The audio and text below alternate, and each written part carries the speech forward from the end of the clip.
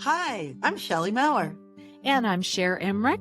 Welcome to Life Lessons from Pickleball. where we engage with pickleball players from around the world about life on and off the court. Thanks for joining us. Welcome, everyone, to Life Lessons from Pickleball. Oh, how nice it is to have you all with us today. And for those of you watching on YouTube, if you haven't seen the last few episodes, you might not know that Shelley has had a very serious mountain hiking accident in Switzerland that resulted in her wearing a neck brace. But we do hope that's coming off very soon. And Shelley, we're just thrilled that you have survived that fall and that you're with us. Oh, thank you. Me too. And we are really lucky to have with us today Dr. Lynn Yanni, who has a PhD and MFT. Lynn, you are a seasoned psychotherapist with more than 35 years of clinical experience. And you're going to talk to us about how, even casually with friends and all, you can integrate sports psychology principles into our well being and therapeutic work. But we'll get into that soon. And Lynn, you work with individuals, couples, and families in an interactive style focused on practical tools for everyday life. So you're licensed in California and in Washington, is that right? Yes. And so what led you into psychotherapy in the first place? Oh my goodness, that's a really good story. Once upon a time, I interacted with a psychologist when I was in kindergarten who gave me some testing because my mom had taught me how to read pretty early and suggested that I skip a grade. And I loved him and his family. He would take me home and feed me. And I decided that I wanted to be a psychologist just like him when I was in second grade. I couldn't spell it, but I liked him and I liked what he did. And so I've always sort of been oriented that way. It's just sort of who I am, probably more than what I do. That's pretty amazing. At that young age, you already had a North Star for what you wanted to do in life. That's pretty cool. It was great. It was a great beginning. And I think Yeah. I'm really grateful that I found my path so early. Well, yeah. And so cool that someone had such an impact on you that young. Yeah. That's really a great story. Yeah. He's a good person and wonderful, like just sort of a model of who I wanted to be, so that's what we all are for each other, ideally, I hope, Good point. Very Yeah. good point. So when were you first introduced to pickleball and what was going on in your life at the Well, time? that's an interesting question. So I had uh, both of my knees replaced during, Oh, I guess it was really toward the end of COVID, like one after another, about 5 months apart. And ouch. before then, I had just been, playing casually, like tennis and soccer and things like that. But I really was struggling. And so I had my knees replaced. And when I rehabbed from that, my community in LA at that time, our neighborhood had just created a pickleball out of some old tennis ball or tennis courts because we were all aging, or at least part of it. Many of us were, and thought this would be a great opportunity to introduce a new sport to our community as well as our neighboring community right across the street, Beverly Glen, if you know LA at all. So we began playing, and somebody asked me to come out and do it because they said, you're going to love this. It's like tennis, which I already know how to do. And I had no idea what the kitchen was. I didn't know what the deal. I knew nothing. But afterward, the first day I ever played, the subsequent day, I got a call from this man who had actually been the casting director on Jeopardy until he retired with Alex Ah, Mack. And he had been coaching and learned, like actually becoming a certified pickleball coach. And he said, I have a question for you. And I thought he was going to ask me a shrink question because usually that's, what somebody would ask me. And he said, do you want to join a group of people who play pickleball? And I was like, I don't even know the rules. And he was like, I know, but I just watched you play and I'll teach you those. But there's things I think you would enjoy about this group. And I'm not going to tell you what they are until you get here. So I jumped in, I said absolutely, and then found myself in the most incredibly emotionally intelligent, loving group of humans I had met in Los Angeles ever, beside my patients who were great. But they were so amazing, and they all had this incredible capacity to be as emotionally evolved and collaborative and like sort of in a group way, kind of enjoying watching each other improve as well as enjoying playing together. They are amazing humans. They're still playing today. I went down to visit them and played again. But it was an introduction to a lifestyle that I could not have like structured if I drew the pen, if I held the pen to do that. It was amazing. And we just played once a week, and we get to know each other's partners and each other's lives a little bit, but it was really centric about pickleball. It was incredible. So we can thank Jeopardy for putting you on the court. Jeopardy, actually, his retirement. Oh, that's very cool. Very cool. So why do you think that was such a different experience? If you'd been in racket sports before, why was this such a different experience for you? Oh boy, that's a really good question. So a couple of things. When I grew up playing tennis, I was playing in an era where Title IX had just come into place. Okay? Billie Jean King kind of era. That's how old I am. And in that light, like we got to try out for the boys varsity team, but it was really interesting because as an athlete in that day, in that context, I didn't feel good winning and I didn't feel good losing. It just didn't. I loved the game, but I felt guilty when I won because I was winning over guys whose egos were getting bruised. And it was a very individualized kind of sport, although I could kind of modify my head to try to say I'm doing it for my team. And I didn't want to make people feel bad because I'm very naturally sort of codependent, probably. So that's a clinical word for that. But I didn't like it. It didn't feel that good. Like, wow, great. Now I just, kind of did something that felt good for a minute, but it feels bad for longer than that. So that was there. And I also didn't feel good losing because then I was letting down my team. So I didn't like it. And I played through college and, in like a recreational way and just made sure everything was like even and I'd win, but I'd win by a little.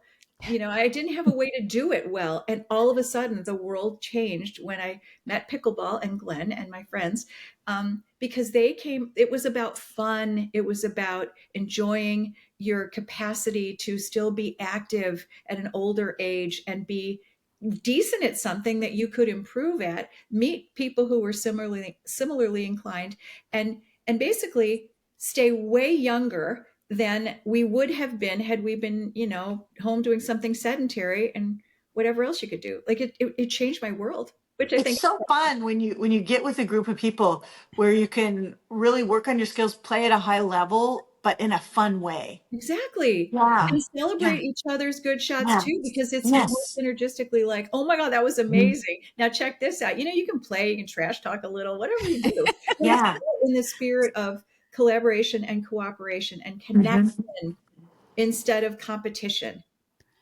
which is Yeah. really, I think, something they would do well to incorporate more in professional sports. Say more about that. Because like even when with pro athletes that I've worked with, there's a level on a team where you're competing against each other Yeah. as well as your opponents. So when the team functions as a team, there's an amazing amount of camaraderie. You can see it in college football, right? They love each other. They love the sport, and it's a family that then goes out and does something that works in that kind of collaborative way. And so does preparation, like meditation before the game, or Phil Jackson or JJ McCarthy, my favorite quarterback, because my kids went to Michigan. So, Oh. like watching somebody who's got that level of like mental or emotional clarity, and it's just a level of peace and being in the present that allows you to enjoy it to the fullest. You know what I mean? Interesting. Which also then lends itself to sports psychology in the practical sort of performance way, because if you are focused on regretting your last shot or your opponent's last shot, or your partner's, anybody's, if you're thinking about what happened negatively, or you're worried about what's going to happen with the next point, you're not present for it. And it takes away the experience of it in a pleasurable way and creates anxiety in the future or regret or frustration in the past, and you lose the benefits of the game and the sport itself, and even the activity, because you're lost in your head instead of being there present with people who are sharing a moment with you. Yes. That really makes a lot of sense. It's really interesting. Yeah. As many moments as you need, you actually get all that you need, whether it's number of winning shots or moments of high-fiving somebody or whatever it is, or shaking hands after a game. You will get that level of fulfillment that is absolutely possible. But if you don't do it in that positive way, you shortchange yourself. So how do you help people that you're playing with on the court do that?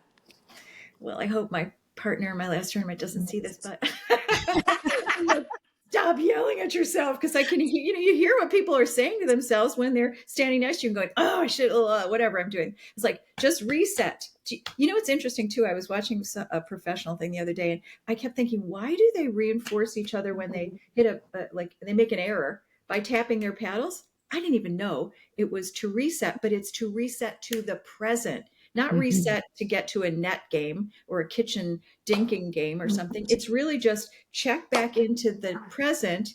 Remember that movie Akilah and the Bee, and she would do this before she would spell? I think it was the same thing, and I think that's why the professionals do it. So it's not about congratulations, tapping paddles. It's about come here, be here, let's next point. There's another like that. I just read, and I actually know the source of this. Roger Federer was talking about how he was doing graduation speeches this year, and I just saw a clip of him where he said, guess how many, I'm going to paraphrase it obviously, but guess what the percentage was of my winning points the best season I ever played. And you're thinking, what, maybe 70 something, 80, like that. He's the world champion, right? He said 54% were winners. Oh, wow. Only 54%. And so everybody was kind of shocked. It's kind of a shocking statistic. But then he clarified it by saying, because if I was thinking about the point I just missed, I would not do as well on the next point. So his strategy was exactly what I just shared. Like, you next point, it all the way to the end of the game, and then celebrate that you did your best and that was good enough, whatever it was. You have to be kind to yourself. Be kind to yourself. That's right. Because we're usually kind to the other people on the court, but are we that kind to ourselves? And So I kind of resonated with what you were saying, how I was always that way in sports. I didn't want to beat other people, but I didn't like it's a funny word we use, not winning. Yeah, beat. Yeah, that's kind of what. And so I didn't have what you'd call the killer instinct, but I also wanted to win. So how does one get to where, I mean, pickleball, I hear what you're saying, although now that it's at that professional level, you can see where people are not happy when they don't beat the other team. And so it's kind of created that same, it doesn't have that same come together and have fun at that level, but it does it when I'm playing, and we are always complimenting each other. Yay, good job. You just went right past me and it was terrific. But how do we improve to where we are on a winning streak and not have that codependence of assuming the other person's feelings are going to be so hurt because maybe, I don't know what. I think giving yourself permission to do your very best, knowing that those, whoever your opponents are, have this option to do the same thing, and then just going, wow, you had a good day, because who knows what would have happened the next time you played. So you have permission to do your best, however, whatever the outcome is. The outcome's not the relevant portion. Right. Just you being kind to yourself, kind to others, doing your best, and letting that be enough, whatever that turns out to be. Brilliant. It's a different model. I like that, because your best can look different every day, depending on so many factors. And every minute you can hit a winner and then totally hit the servant of the net. Been there, done that. Yeah, exactly. So it's not even about what you do. It's about how you feel when you're doing it. And that's what I was saying about the professional stuff. Like, you can see it when it's like, gee, I'm not going to win this so that I don't get as much winnings, or what. The professional stuff, it's work. They're not having fun anymore. And we, luckily, in this sport, especially at our age, is like, I mean, it's so great that it's named pickleball, and it's a silly name, because like, do you really care about that pickleball trophy? Like, I mean, what's it doing for our self-esteem? It doesn't need to do anything other than be funny and, celebratory for a moment, because it's all it really is ever for anyone. I mean, you're going to leave, if you're a professional best at anything, you're going to retire with a loss. Yeah. If you don't set it up like the finish line is behind you, right? Yeah. When you finish, you win, like that kind of a mentality. It has to be about your headset. And then it becomes just incredibly pleasurable and incredibly physically, mentally, spiritually, every which way beneficial. And socially. Yes. Wow. Making those kinds of connections, it's it's amazing that we can do that. And there are people for whom I think of it as an ego thing where it is so important that they do win, even though it's a silly game, pickleball, but they'll call balls out when they're clearly in or vice versa. And uh, there's this desperate need to be the winner, even in a silly game like pickleball. And you said that you have kind of incorporated this sports psychology even with your friends and all, and you work with professional athletes and who, I mean, professional athletes, they do have to try to win every single And they have to be time. really aggressive, and they have to be win lose more than So win. how do you help them so that they are actually enjoying their lives and enjoying what they're doing if they're coming to you because they're struggling? Well, okay, so it's the same thing I was telling you about what I actually really do say to my partner. Like, I have only one rule: please don't be mean to my partner. Don't do that, because and then my friend is like, no, I do better with the stick than the carrot. And I'm like, don't do it out loud, please. Don't do it to yourself. Honestly, it's not you. Let's talk about that. So we I joke with them and we work on that stuff. But with the professional athletes, I still think if their goal is just being the best that they can be, that's the best of all things, because synergistically then everybody's doing that, and whatever the outcome is based on you doing your best and feeling like that's enough, which Uh-huh. will help you do better. It certainly doesn't diminish your game, but when it's a negative mindset, like remember Bobby Knight throwing chairs around. Oh, I know, it Yeah. was my husband went to IU during that time, and it was really, that's not celebratory. That's a hard thing to want to do or even want to enjoy watching, because I don't like to see somebody doing that. However, I will say that if your opponent makes you mad, well, actually, they don't make you mad. We get mad because of what we're thinking and all that there you inside go. stuff. But if they do, I do think it's more fun to get more aggressive in that. I give myself permission to. You know what I mean? Like, Oh, really? mhm. You okay, well, let's see if you think this one was out. You know what I mean? Like, Yeah. that's okay. There's nothing wrong with doing that. But also with a little bit of tongue in cheek, kind of like, again, that person is just telling you that their ego is so fragile that they need Yeah. to call a ball out because they need this moment. I hope you heal. Yeah. I wish you well, Right. but I don't want to like sort of just accommodate that. I'm going to defend myself to the extent that I need to, but not in a way that makes me not feel good about how I'm handling it. You know what I mean? Ah, good Right. point. Yeah. Right. Because that's all we have, because that's all we're in control of is ourselves, our responses, our behaviors, our thoughts, our feelings. That's all us. And all that stuff Mhm. we have control over. So you can feel good no matter what they do. Yeah. We, And feeling good about your best self and not comparing to other yes, players. That's the big thing too. yes, That's a To big thing. not look out and compare. You're totally. just in Right. in yourself. Yeah. Yeah. And knowing that some days your best is better than others, and that's okay too.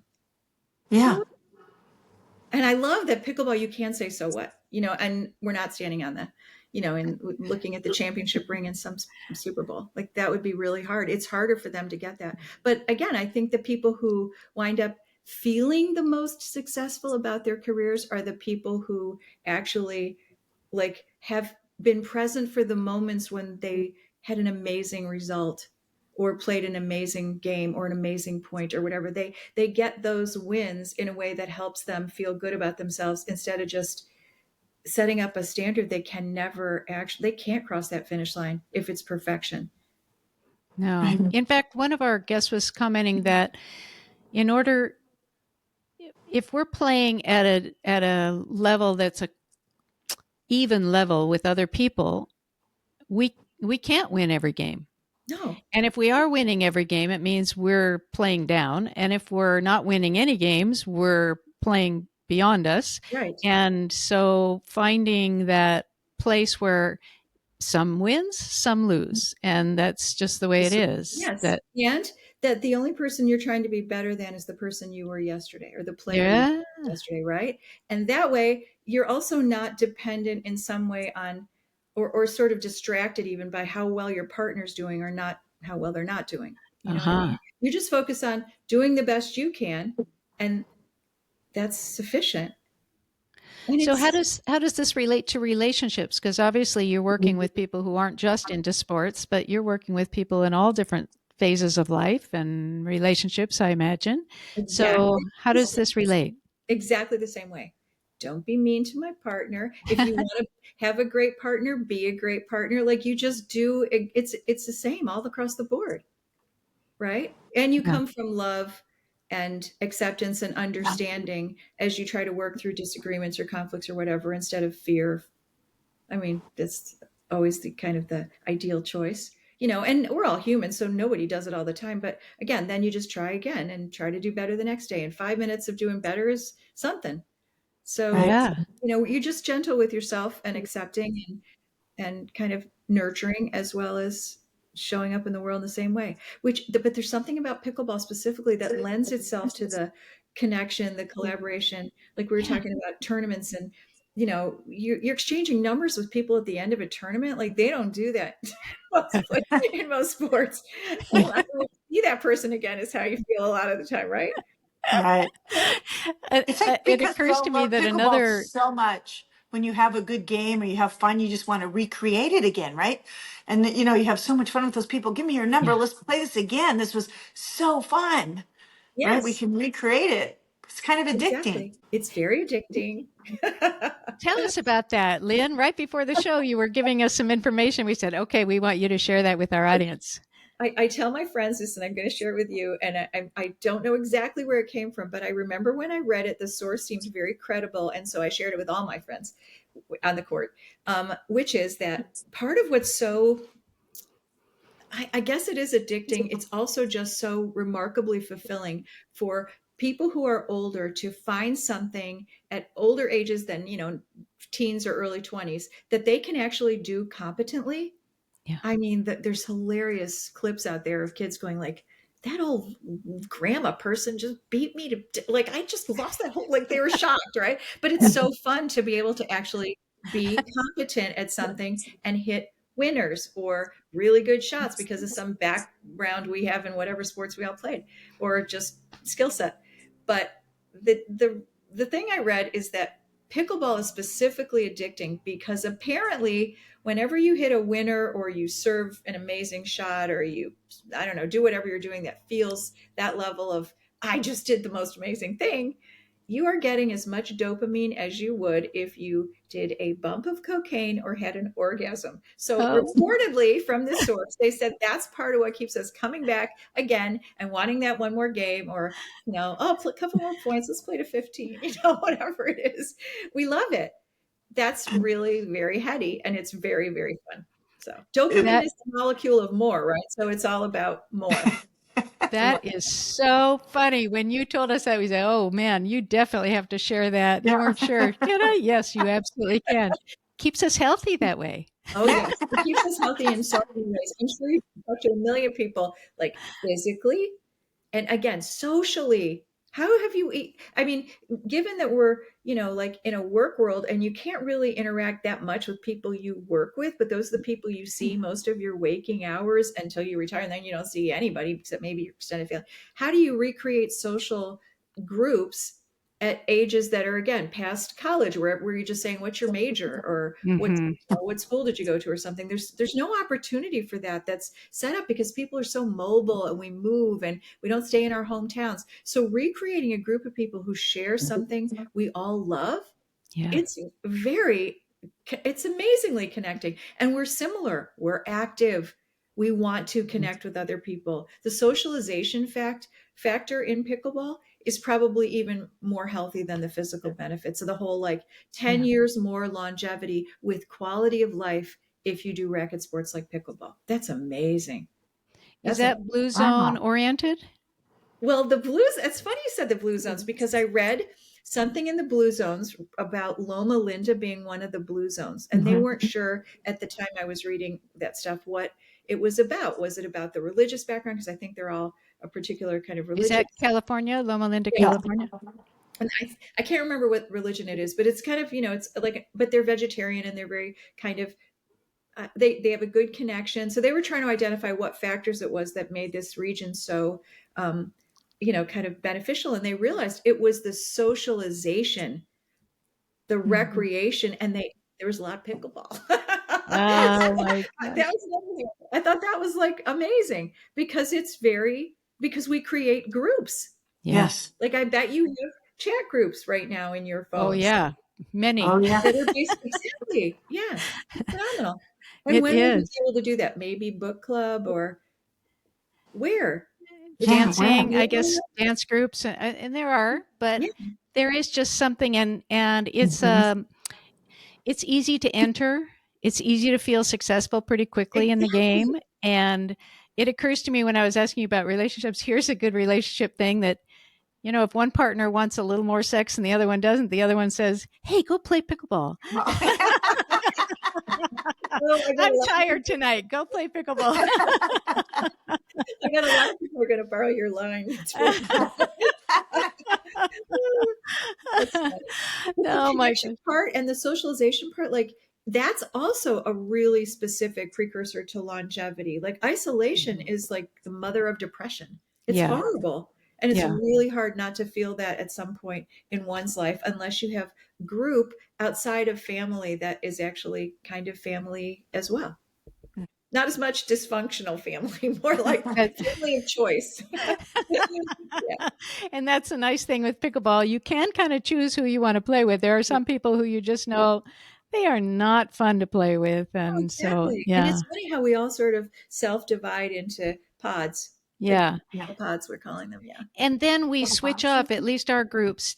We play with one partner for the first game and then we switch a partner so that we play against the people that we end up being partners with. And that really does create more of a sense of collaboration that, Exactly. yeah. It's funny, like I don't know what it was like in LA in the leagues because I didn't do them there, but I don't think it worked like the way it does here in Washington, where I played in leagues. First time I ever did that because I didn't know anybody. I was like, I've got to meet people. So I thought that would be a way to do it. I thought I was signing up to be a sub. So I signed up to like three and I was like, oh my God, no, I'm stuck. But it was Nice. great. Yeah. So the way they do leagues is you show up and start in a particular like random format and then you keep track, you play with each person in your foursome group Yeah. on that particular court. Okay, Oh, so you partner with everybody, and then Yeah. based on what happened then you either move up a court or you stay at that court or you could move down a court depending on where you are, right? Like wherever. So you find your own level, but because you play with each of those people as partners, you begin to play with them more frequently because you're sort of same Mhm. level yeah. wise. You do establish that level of cooperation. So you're playing with a group of friends, and some days you play better with one friend versus another, but it doesn't feel like the grudge match of the century at all, right? That's good PR for leagues. So those of you who have never been in a league, look into it because it's just a lot of fun and you Do do they get all to do meet. that? I think the ones that I've been a part of have, Yeah. yeah. No, see, I They don't think they switch did us that up. in LA at all. The leagues played Oh, against other leagues. So they would pick their people and then they would set up matches more like they were a team. It didn't oh, work Oh. this way. yeah. No, Oh, this okay. is terrific. I Yeah. think they do that here. Oh, that's very cool. So, in all of your experiences on and off the court, what life lessons have you gleaned? Well, that's a very good question. So I actually had to look at that piece of me that had been getting triggered because I felt guilty about winning. Like I thought I was I did therapy, I was in therapy school. You kind of got to do what's like you got to be on the couch in order to like talk, you know. And so, although they didn't like it back then, they thought it was kind of not appropriate, but we all did it anyway because it was so important to be able to say like, how could I ever Mhm. help anybody unless I'm actually doing it personally? It didn't make Right. sense. So in that light, as you kind of work through your stuff, you feel like, well, okay, like I'm kind of fine now, right? I don't trigger often. I kind of feel like I'm not reactive. I'm more responsive. I've got most of that stuff. I'm, on a good day. But I will say that like hitting up against this whole new way of dealing with sports really it pushed my buttons because there was a moment a couple of different times where I felt like I was playing too hard or I should be lightening up, which because you get sometimes people with different levels, and not that I was like going after people or trying to win. I think it's really hard to play like softly when you're trying really hard to be careful with somebody who's not as skilled. instead of just taking an overhead or whatever. Yeah. And that was a really interesting thing to learn on a psychological level, because what was happening was I can't play as well like that. I still have trouble with it. Like I don't play as well at all when I'm playing with somebody who isn't as strong in a particular level. So to give yourself a way to learn how to do it differently instead of just lower your level was a very, very good learning experience. And also people cheating. You're right. Then I'd be like, well, do I really want to get mad about this and make a federal case out of it? No, I'll just do something better next time to not give them an opportunity to call that ball incorrectly. Or I'll ask for a linesman if I'm in a tournament. But, because you don't need to tolerate somebody being abusive or, dishonest with you. Like, you get to set boundaries. Absolutely. That's part of having decent self-esteem, and it helps them learn something too, but not with a lot of frustration or regret or guilt about being too good at something. You just give yourself permission to play as well as you can. And that's okay, because again, the other person, if they're honest, is going to learn more from you if you play your real game than if you dumb yours down to play with them. Mm-hmm. Yeah. Mm-hmm. But not at their expense. No, we don't do that. Yeah. So play your best and be kind. That's it. That's exactly it. And use the tradition in pickleball to never quite remember what the score is. Oh my God, I hate Do that in your relationships too. Yes. Forget the score. That's great. Oh my gosh, that's a t-shirt. Yeah. Everybody would ask you what it meant. Forget the score. That's a good one, Sharon. It just doesn't matter. Oh my gosh, you are so fun. So how can people find you? Oh, I'm online. My website's online. And I'm here in Seattle, or in California, but I do telehealth mostly. So, Right? You do virtual, right? Oh, yes. Yeah, we got, all the insurance companies gave us the opportunity to do that during COVID, and then they kept it up because, again, you can serve so many more people. And frankly, when you're doing a lot of work emotionally, my work is about trauma-informed therapy a lot.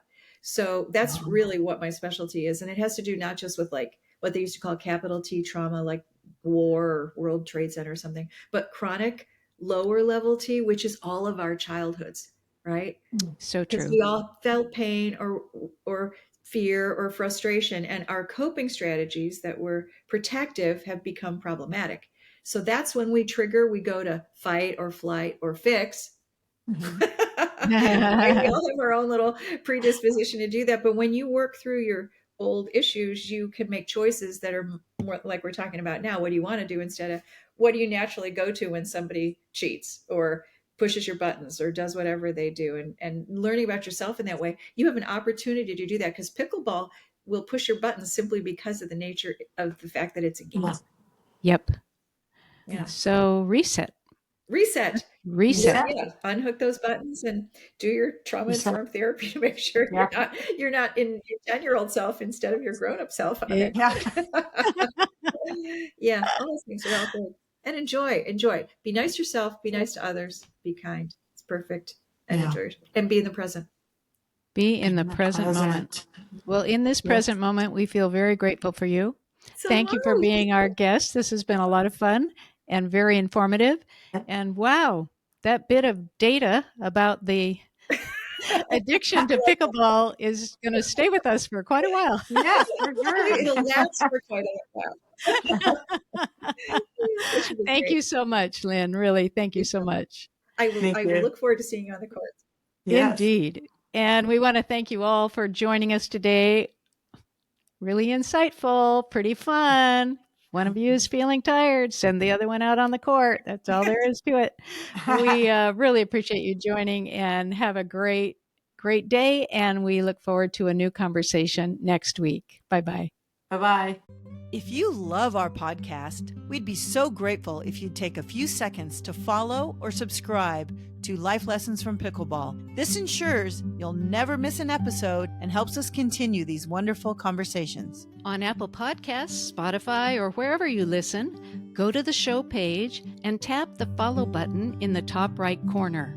And on YouTube, click the subscribe button under any of the episodes. Thanks so much. Hope to see you on the court.